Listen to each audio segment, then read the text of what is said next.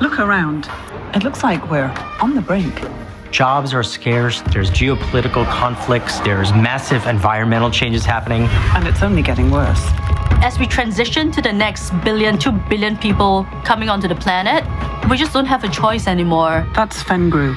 She's an entrepreneur, and she feels there's no choice but to try and help solve a massive global issue. We need to start thinking about other ways of continuing feeding the population without harming the environment, without animal cruelty. So is it entrepreneurs who can tackle these big problems? They're even more important today than they've ever been in society in trying to advance the way we all live.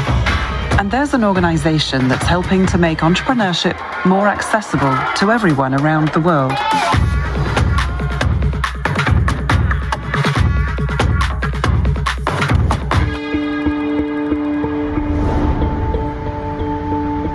So how can entrepreneurs make a difference? For Fengru, CEO and co-founder of Turtle Tree Labs, it's simple. An invention is just an invention, it's not an innovation until you're able to commercialize it, because that allows all of us to be able to access technologies that help the environment, help with animal cruelty, help advance human health. The technology Fengru is commercializing is lab-grown milk to revolutionize the dairy industry. Over the past 20 years, the number of cow population has remained quite constant, but the amount of milk has increased. Milk yield has increased by 40 to 60%, and this is really by getting the cows either to be bigger or getting them to produce more milk. And this way of producing milk is just not sustainable. With more than 6 billion people consuming milk daily, the environmental impact is staggeringly high. Animal agriculture accounts for 37% of global methane emissions.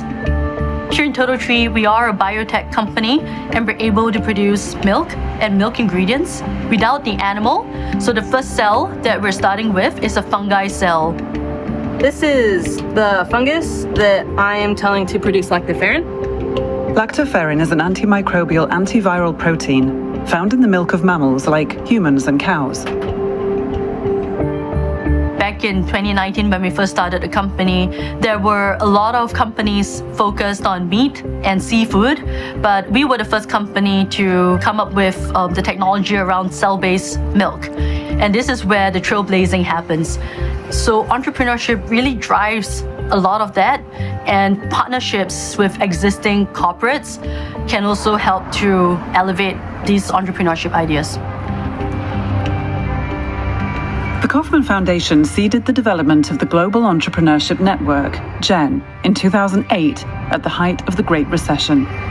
We wanted to advocate for more people becoming entrepreneurs because we knew that was so important to our economy, and not just in the United States, but globally. And so part of our mission was to tell the world that Silicon Valley didn't have a monopoly on entrepreneurship, but we also wanted to have everybody in the world understand that it is possible for them to do it.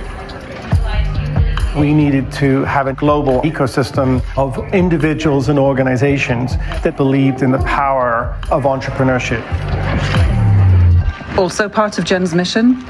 To not engage in a country's geopolitical activity. If we're going to be genuinely trusted by all nations, we mustn't judge the citizens of a country by whatever happens at the geopolitical level. Focusing instead on celebrating entrepreneurship and, in some cases, overcoming cultural resistance to it. We have an ecosystem of policymakers, and we work with them year in and year out, doing policy audits in terms of how they're trying to remove barriers to entrepreneurship. When we first did Global Entrepreneurship Week in many of these former Eastern Bloc countries, socialism had a culture whereby you weren't really supposed to do anything unless someone told you to do it. Community by community, we told them, don't wait, don't ask for permission. Go break something, it's okay. Go break something caught on. GEN is now in over 200 countries with different programs that form one global entrepreneurial ecosystem.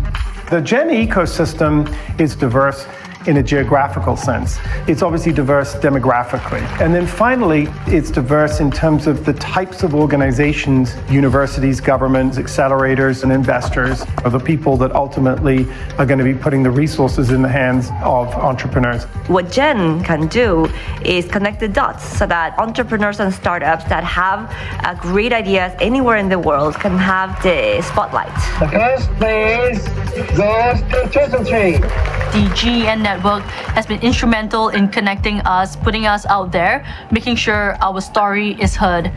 You end up with this wonderful blend of both expert verticals and then this ecosystem that's got the horizontal, which is all of these national communities. This is 22 on Sloan, Africa's largest startup campus, growing and scaling entrepreneurship throughout the African continent. We're here in a startup campus that was dreamed of, built, and continues to be operated exclusively by entrepreneurs in the private sector. We have plus minus 100 startups, where we get startups from ideation to commercialization, bridging the gaps between various players, private, public sector in the ecosystem.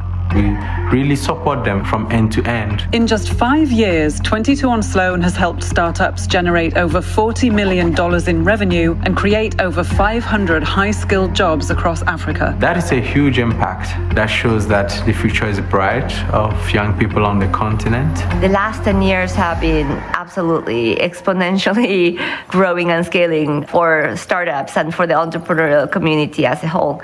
And if I may say so, I think Gen had a lot to do with it. At the heart of Gen and entrepreneurship is the calling to fulfill our true potential. Entrepreneurship taps into this fundamental human desire to have some control over your destiny and to create something and to make a difference. And I think that cuts across countries and culture and gender and race. We can only make change in technology, in the lab, but real change comes when we touch people's lives. Entrepreneurship amplified exponentially would be great for humanity and for society, because those are the solutions that will hopefully solve some of these pressing problems that we're facing today. We have to be a steady drumbeat to remind people that entrepreneurship represents the possibility of human endeavor, and that there is always the opportunity for anyone to be able to be part of that future. Founder of the Global Entrepreneurship Network, Jonathan Ortmans.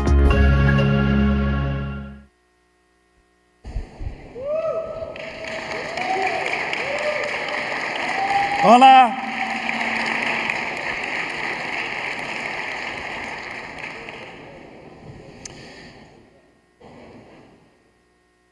Welcome to GEC+Puerto Rico 2024. You know, over the last 15 years, I've presented and written extensively about the economic case for ensuring entrepreneurship is not just a side ring in the circus of our economies. Of course, you all know this. New firms deliver most of the net new jobs. They grow economies. And of course, they solve problems. But they also build initiative and ingenuity in our citizens, even those who try to start companies and don't succeed. But as that video just implied, our work here today as ecosystem builders, as investors, and as founders has taken on a more profound role than just economic growth. Like soccer, and I know we're still waiting for a few people to come in from that very late game last night. Sorry, at least Spain won, right? Okay, and I'll say that as an Englishman. They played a better team, all right. But just like soccer around the world, entrepreneurship is the great common denominator of our era. And in such a fractious world, reaching across divides to find the humanity in each other is indeed the calling of our time. You know, I recently reread Moby Dick. I don't know how many of you read that book, but I was reminded that whales' eyes are on the side of their heads. And each eye sees a separate view that their brains are unable to connect. And of course, our brains connect what both our eyes see into one image. We have what I guess they call binocular vision. But you know, as our world becomes increasingly fragmented and divided, I worry that as a society, we are becoming more like the whale, with aspects of our vision slipping to the sides of our heads. You only have to look at the elections. You know, this year we've got 2/3 of the world up for re-election. It's staggering. But you just have to look at those elections across the planet to see different segments of society being drawn to the extremes, no longer able to talk to one another or even share a common vision of the world that we live in. So entrepreneurship and the conversations we have within our ecosystems has an important role to play in softening this trend, softening this division by providing a common culture across all boundaries. And this starts first with getting to know the stories of others. Our last GC was in Cape Town, and I still remember today the songs and poetry in Swahili about storytelling. Storytelling as a way of saying, I see you. Global entrepreneurial ecosystems exhibit this listening, this curiosity, this idea of bringing our society's binocular vision. And entrepreneurs love conversations like the one we're having here this week. They love them for a few reasons. First of all, mindset, something we're all familiar with entrepreneurs. You know, Nick Epley, who's a scholar at the University of Chicago, tells how he paid people on a commuter train to take off their headphones, put away their screens, and in fact, he paid them to do a survey with him afterwards. He found that, unsurprisingly to me, that both extroverts and introverts said that they were all happier and upbeat having spent time talking to each other on the way to work as opposed to looking at their screens. And since successful entrepreneurs and their enablers need to be full of this happiness, this optimism, this possibility, this promise, and about solutions and not problems, they need to be prone to this positive thinking. We hope this conference will send you home, yes, happier, because you're going to have a lot of conversations here. So entrepreneurs also like conversations because it helps them tackle uncertainty. They, of course, embrace uncertainty, unusualness, discomfort, and of course, disruption. Entrepreneurs seek problems because they see opportunities, and they remain calm in the face of those frustrated around them, stay balanced and focused on a goal without being unduly distressed by the notion of being in uncharted territory. Emerging from uncertainty and disruption requires diverse views, it requires deliberation, it requires a conversation. And this gathering of all of you, the dreamers, the doers, the backers, the builders, the makers and risk takers, is indeed another opportunity for us to do this. So this week we offer you 1,000 ways to listen to each other's stories. We offer you a chance to have this conversation. But in the presence of some very distinguished leaders here from Puerto Rico, I want to answer a very important question. But why are we having this question in Puerto Rico? Well, I actually came here a year ago today to ask myself this question. And of course, I was warmly welcomed, introduced to the lovely color, the culture, the music, the food, the language, all of the things which we all love dearly about this island. And that was enough of a reason for us to gather here. And my host insisted that I taste the food and meet the people. And it was meeting the people that I learned many more reasons. I did actually get to experience something I've always wanted to do all of my life. I mentioned this to Sidra.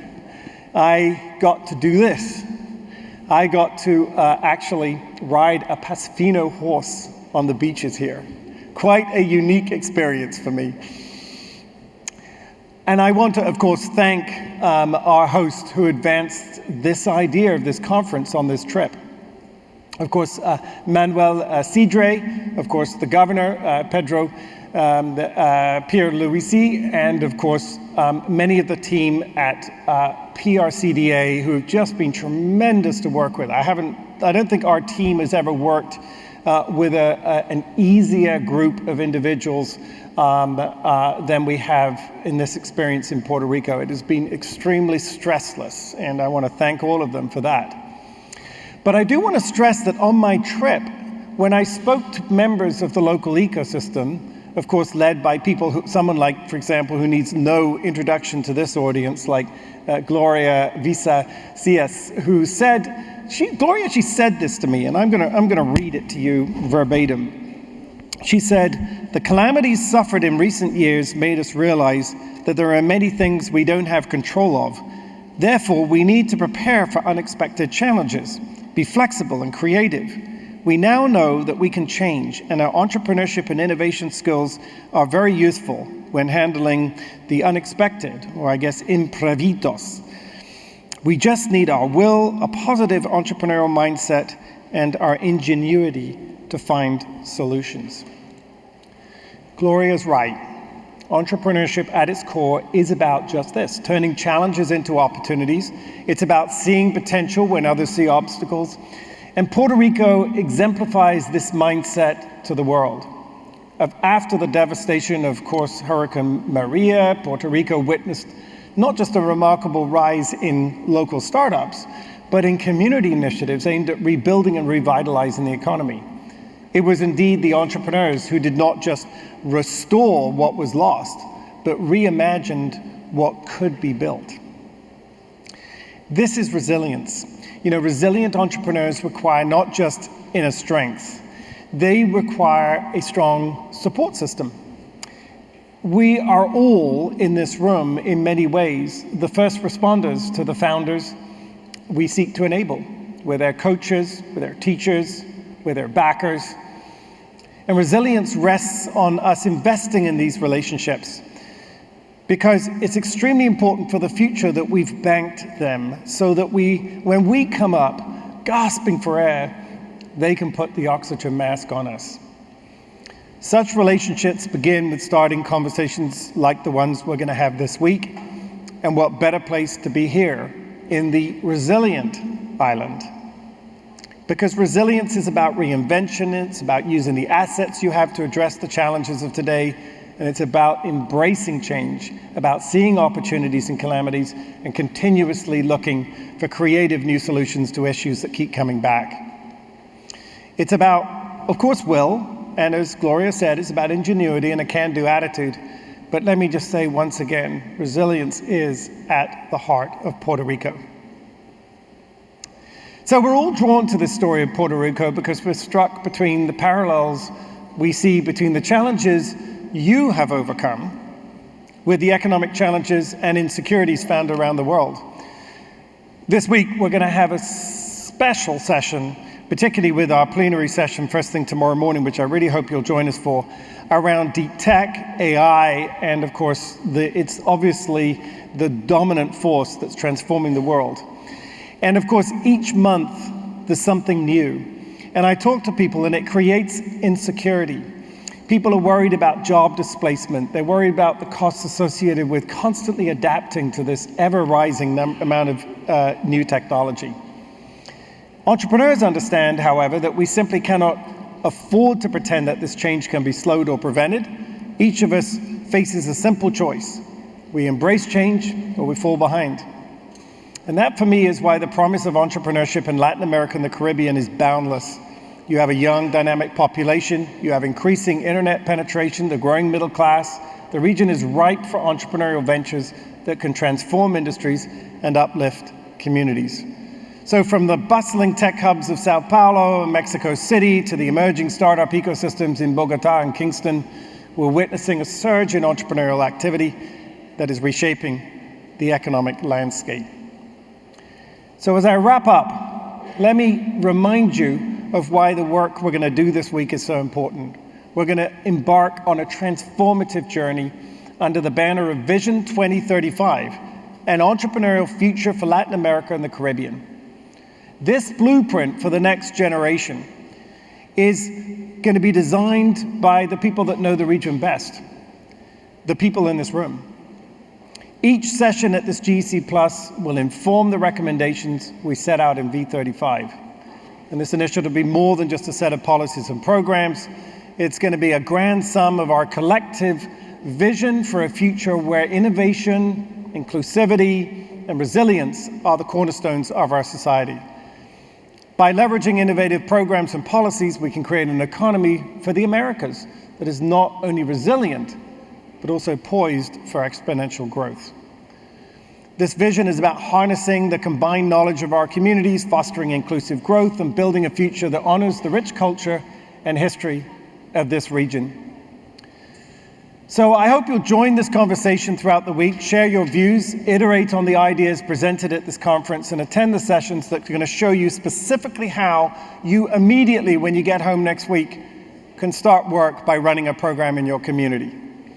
Our session leaders will be collating your contributions to add to the work that they've all been doing over the last 6 months leading up to this event. And they'll be channeling your insights into a final report that we will release and launch over a press conference in the Gen Village, which is next door, on Wednesday at lunchtime. But this report is, of course, like all of reports, it's just the beginning. It's a catalyzing document. The aspirations and strategies outlined in Vision 35 will be the foundation upon which we build a new era of innovation, inclusivity, and sustainable growth. We will use the benchmarks to challenge governments, businesses, startups, and communities to work together towards this common goal. And through this week's conversations, we will build networks, and we will create partnerships across national borders, sectors, and communities, and create a vibrant and inclusive entrepreneurial landscape. And together we can iterate afterwards on Vision 35, take these actions immediately to unleash a decade of entrepreneurial ambition across the region that is truly exponential in its impact and reach. So let's get to work. I want to do one thing this morning. I'd like to invite you to join me with a very quick warm thank you to the people that really do all the work on my team with both this vision and this event. They all came here to Puerto Rico. They will be here for 2 weeks, enjoying the island, but also contributing as your first responders going forward. So please welcome some of our team on the stage.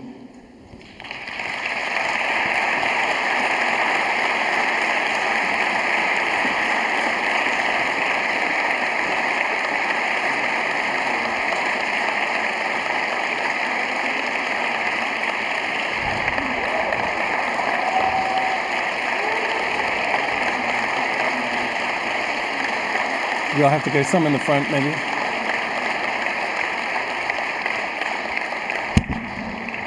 When you came in this room, you were all given a membership pin of the GEN global community. I hope you will keep this as a reminder that you are now part of GEN. And as a member of GEN, we will also, by the way, today be launching this impact report, which will outline all the things we think you'll need to know. There's an electronic version of this, as there is, by the way, with all the information you need, all the presentations, the reports, the videos. It's all linked in your app. And if you haven't done the app, on the back of your name tag is a barcode for you to download the app. That has absolutely everything you need to have a fantastic week this week. But I do want to point out that as we get to work this week,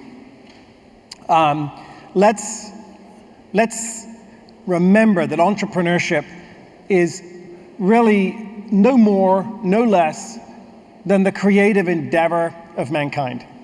It represents the ambition of our times, measures our aptitudes for progress, and maps the outer bounds of our imagination. In years gone by, we call them inventors. They gave us penicillin, and they gave us the printing press and the automobile, but today we call them founders. And they stand on the precipice of machine learning, as you saw earlier in the video, lab-grown milk, and of course, quantum computing in space.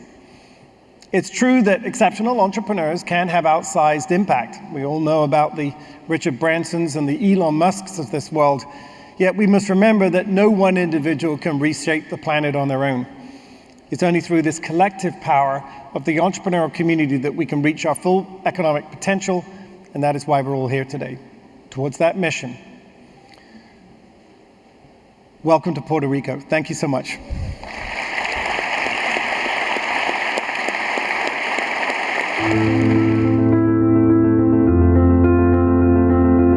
What does the future hold for Spanish-speaking communities throughout the Americas and the Caribbean? In a region rich with culture, diversity, and history, a new dawn is rising. A future shaped by technological breakthroughs in AI and quantum tech, as well as equitable access to the credit needed to start and scale new companies.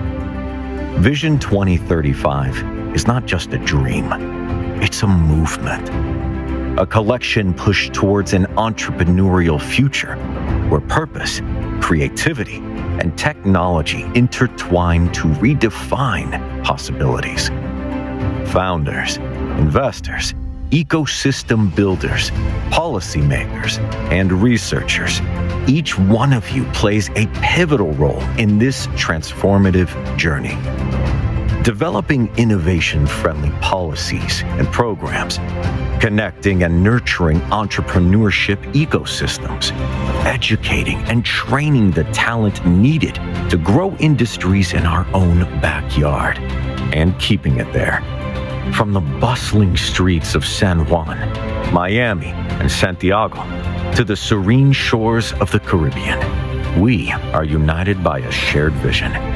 A vision of a thriving, inclusive, and resilient entrepreneurial ecosystem. As we look towards 2035, we see a landscape where technology is not just a tool, but a catalyst for change, unlocking potential and driving prosperity across our communities. Together, we can build a future that is not just imagined, but realized. A future where every challenge is an opportunity and every idea has the power to change the world. Welcome to the Enterprise Island, and welcome to Vision 2035, an entrepreneurial future for Latin America and the Caribbean. Let's create a legacy that impacts generations to come.